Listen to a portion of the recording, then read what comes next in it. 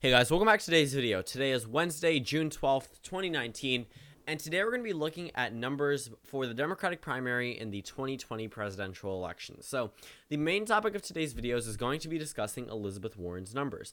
Now, this is mainly because she is sort of surging. If you look at the recent numbers, her average has gone up, but it's not too noticeable of a surge if you look at the overall average. Just there are two recent polls from Economist/YouGov and Monmouth Polling, and both of them show Elizabeth Warren in second place, either nationwide or in the Nevada Democratic Presidential Caucus. There also are a number of other points that need to be brought up as to why Elizabeth Warren is now all of a sudden quote-unquote surging nationwide and in particular states, because it holds some very, very essential information when comparing her to other candidates. So, what am I talking about here?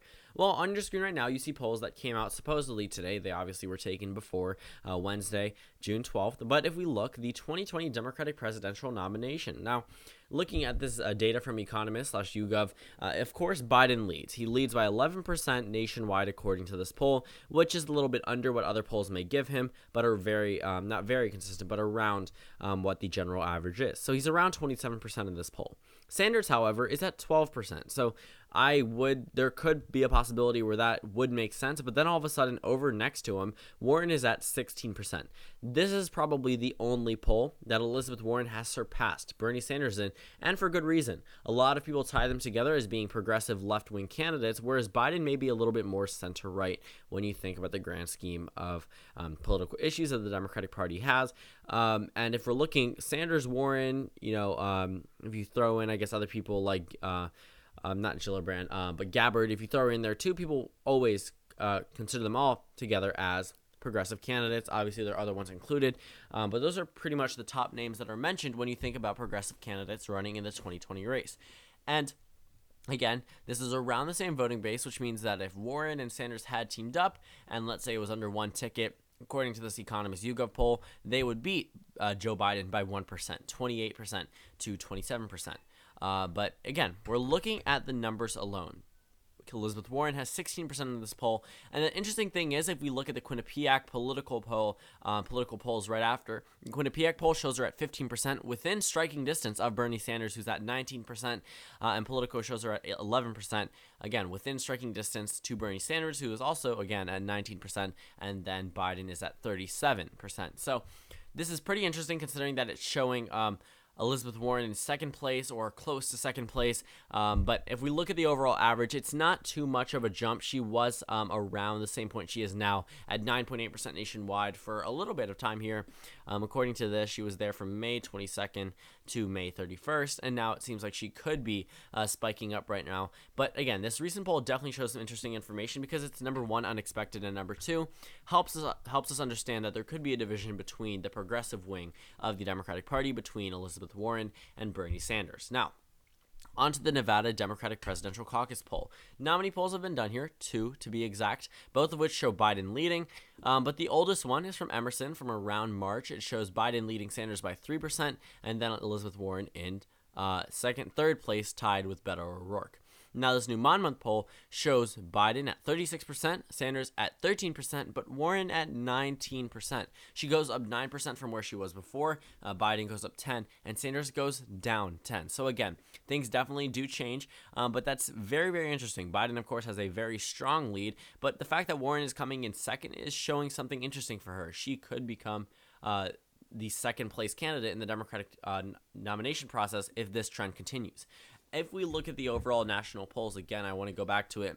If we look at Bernie Sanders' numbers, his peak was a while ago. It was about 23% nationwide around April of 2019.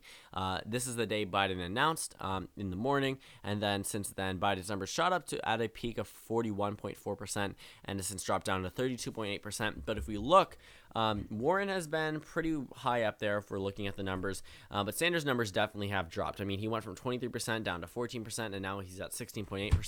Not as much of a drop as Joe Biden, but keep in mind, Joe Biden voters typically aren't the progressive type voters. And if we look, Biden's drop did not necessarily equivocate to a Sanders lead. Yes, he did gain a couple percentage points and then went back down, so he only pretty much gained around 2% if we look, whereas Biden lost around 9% of voters. Sanders only gained 2% from that, and the rest of the candidates were able to boost up their numbers. And there are 22 candidates, or 23. So again, not too noticeable when a candidate bumps up 0.3%, but if it's across 20 candidates, that definitely adds up to what the numbers that Biden are losing. The numbers that Biden loses on a national level. If we look at these general election polls, Warren isn't exactly doing the worst.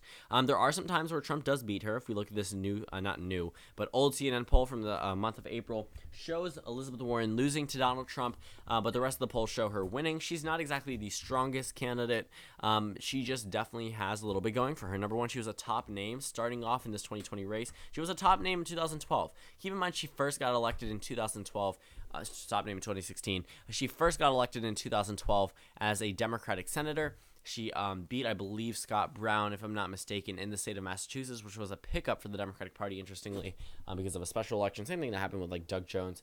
But if we look, that was when Elizabeth Warren really rose to power in the United States Senate. And since then, she's been a top name in the Democratic Party, a predominant female candidate, and of course, she's going to be high up there. But if we look, there's also another poll that doesn't necessarily show her doing the best in her home state. Sure, she's getting second, but to Joe Biden. Typically in your home state, you should be doing pretty well.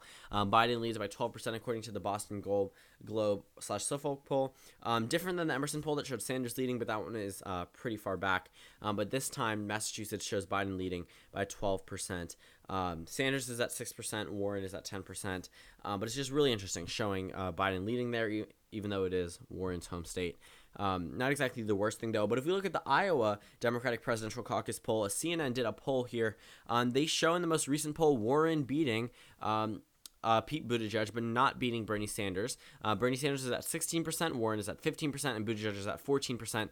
That's pretty interesting. Warren is within striking distance of Sanders. Buttigieg has been dethroned as the third-place candidate, according to this poll. Biden leads by 8% overall in the state, but all three of those candidates are in a race for second place. Buttigieg could get it, Warren could get it, Sanders could hold on to it. So again, we're looking at these numbers. Warren definitely has shot up from 6% to 15%. I think she peaked in all of this polling data at 11%. Now she's at 15% according to a CNN poll. CNN poll before had Elizabeth Warren at 9%. So she's gone up 6% here. So again, we're looking at a pretty good trend for Elizabeth Warren. She's shooting up in a number of these states. If we look, though, in some statewide polls, she's not exactly doing the best. In Texas, she loses to Trump. She ties with Trump in the state of North Carolina. There's some other polls from the past around May, but generally, like Florida, Warren loses by 4%. But generally, Warren does well on a general election scale. As you can see in some of my predictions, Warren does not do as well as people like Joe Biden or Bernie Sanders in a presidential election, but I don't think she is winning because of electability. She's a very strong pass, number one, being opposed to Joe Biden. So you can understand why, if she's able to build a strong argument against Joe Biden, why Biden would drop in numbers and Warren would gain those numbers. Number two, I mean, she has the experience card, even though she's only been recently in the United States Senate. She's not a non-politician. And she's also a progressive, which means that she is going to be getting that 50% of the Democratic wing that Bernie Sanders also has a hold on to, except that her message is definitely getting promoted a lot more. Bernie Sanders has essentially been running since 2016.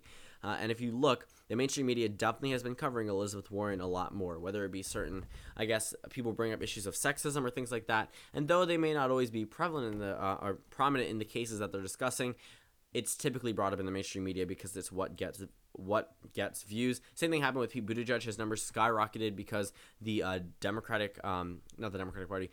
the media focused a lot on Pete Buttigieg, so everyone was knowing his name and understanding what his policies were, even though he didn't really have many discussed or did not really take many stances on certain policies, which was interesting, and was able to get to a peak of fourth place nationwide. I think he actually may still be in fourth place nationwide. Yeah, he is at 6.8%, but he's tied with Kamala Harris.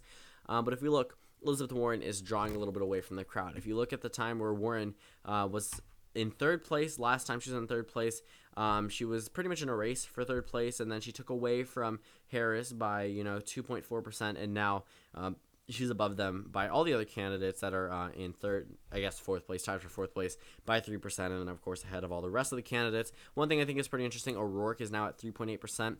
O'Rourke peaked at 9.5%. Now Beto O'Rourke is at 3.8%. So keep that in mind when you're looking at these numbers. But Warren has been in this race for a pretty long time. She's been in it longer than Joe Biden. I believe she actually announced New Year's Eve. But Again, Warren definitely is having a little bit of a surge here, but there's no guarantee that this surge is going to last. So thank you guys for watching this video. Comment down suggestions below, and I will see you all tomorrow.